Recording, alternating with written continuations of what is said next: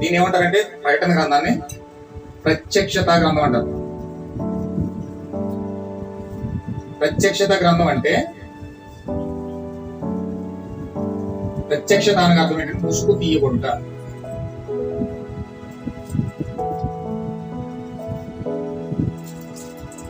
ఏంటండి, ఇప్పుడు చాలా మంది విగ్రహాలు కడతారు కదండి. విగ్రహాలు కట్టినప్పుడు ఏం చేస్తారంటే చూడదరగా బరకం కట్టేస్తారు, లేకపోతే క్లాత్ కట్టేస్తారు, కనపడినవు. అది కట్టే వరకు కూడా తెలియదండి, ఏం కడుతున్నారో తెలియదు. వాళ్ళు మొత్తం అంతా కంప్లీట్ అయిపోయిన తర్వాత ఓపెనింగ్ రోజున ఏం చేస్తారంటే ఎవరినో పెద్ద అతను తీసుకొచ్చి ఆ ముసుగు ఏం చేస్తారంటే ముసుగు తీసి పలానా వ్యక్తి అని చూపించడానికి ప్రజా సమూహాన్ని అంతా, జన సమూహాన్ని అంతా కూడా సేకరిస్తారు. ఓపెనింగ్ రోజు తెలుస్తుంది అనమాట అది ఏంటి, ఎవరు కట్టారు. ఇప్పటి వరకు ముసుగుతో కప్పబడిపోయింది. అది ఇప్పుడు సపోజ్ ఇలా ఉంది, ఇది ఇప్పుడు ఒక బాటిల్, ఇది ఇప్పుడు బాటిల్, మనకు తెలియదు ఈ బాటిల్ అని. ఇది కప్పేసి ఉంది, ఇప్పటి వరకు ఇది కప్పేసి ఉంది, ఇలాగా ఇది కప్పేసి ఉంది. బాటిల్ అన్నది ఎవరికి తెలియదు.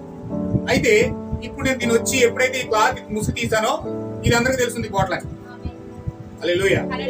అలాగే ఇప్పుడు వరకు ప్రభు యేసు క్రీస్తు బైబిల్ గ్రంథంలో ముసుగేసుకున్నాడు. ఎవరు వింటున్నారండి? కొంచెం నన్ను ముందుకెళ్ళమాట. యేసు క్రీస్తు ఇప్పుడు వరకు కూడా ముసుగేసుకున్నాడు. ఎలాంటి ముసుగు అంటే చూడండి, ఒకసారి మీకు మాట చదివి వినిపిస్తాను. కొరింథీ పత్రిక 3వ అధ్యాయం, కొరింథీ పత్రిక 3వ అధ్యాయము, 2వ కొరింథీ 3వ అధ్యాయము 7 నుంచి. మరణకరమగు పరిచర్య రాళ్ల మీద చెక్కబడిన అక్షరములకు సంబంధించినదైనను మహిమతో కూడినదైను.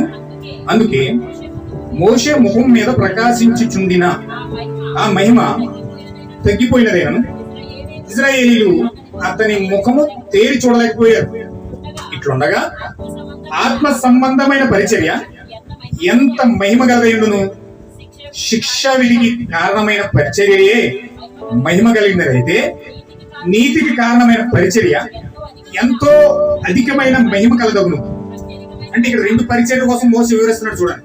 అంటే మోసే ఇచ్చిన పరిచర్య ఏమో అది తగ్గిపోవచ్చున్న మహిమది. అలాంటి మహిమ కలిగి తగ్గిపోవచ్చున్న మహిమనే మోసే తీసుకొస్తున్నప్పుడు మోసే ముఖాన్ని వాళ్ళు తేరి చూడలేకపోయారు.